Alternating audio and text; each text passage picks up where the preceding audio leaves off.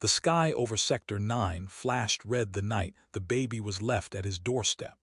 It was an ordinary evening for Micah Tren, a former Terra engineer turned recluse on the outer fringes of the mining world Sorin 3, once celebrated for his work building atmospheric domes on unlivable planets.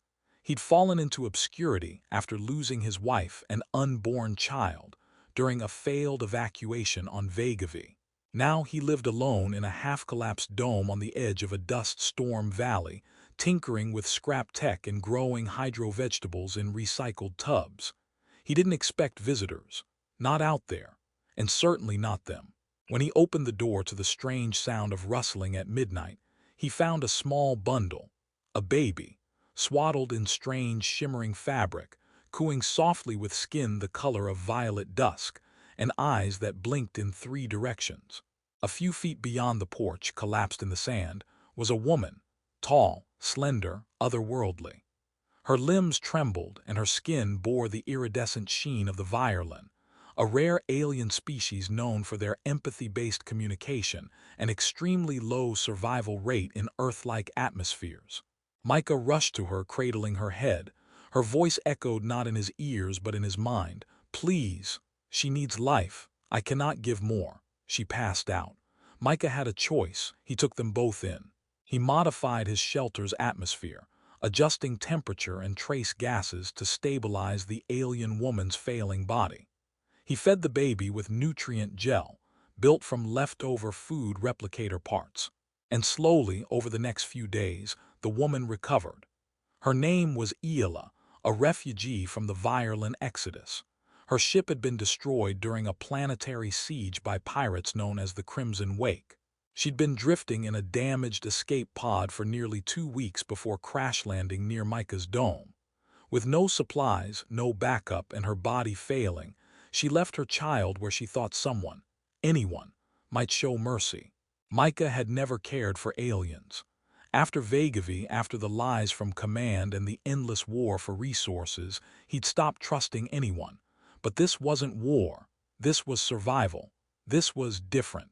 As days turned into weeks, a rhythm emerged. Iela learned to speak his language with haunting elegance.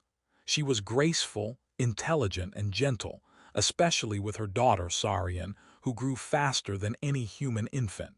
Micah built toys from scrap. He sang lullabies, ones he used to hum to the baby he never got to meet. Sometimes Iela watched him with eyes full of quiet sorrow and deep curiosity.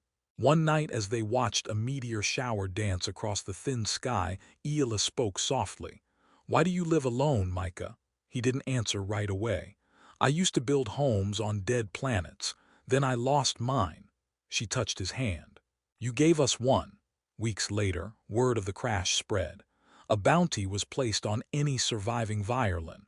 The Crimson Wake wanted the child. They believed violin children held the key to ancient telepathic weapons. They'd tracked the crash signal, and they were coming.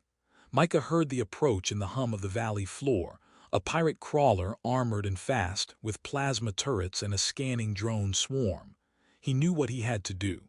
He sent Iela and Sarian through an old escape tunnel leading to the high canyons. Gave her his old beacon transponder, coded to call the Terran Rescue Patrol. She resisted, begged him to come. "If I don't stop them, they'll find you. You said your people lived by what they feel, right?" She nodded, tears in her glowing eyes. "I feel this is the only way." The battle was short, brutal. Micah lured the pirates into his dome, activated the rigged geothermal battery, and overloaded the core. The explosion lit the valley like sunrise. Hours later, a rescue ship found Iela and Sarian huddled in the canyon mouth. She screamed when she saw the smoke, her mind echoing Micah's name in waves of sorrow. But then silence. In the wreckage they found no remains, only a ring, metal, scorched but intact. Years passed. The violins settled in a hidden colony protected by the Terran Alliance. Iela became an ambassador for her people. Sarian grew strong, gifted in both human and violin ways, a child of 2 worlds.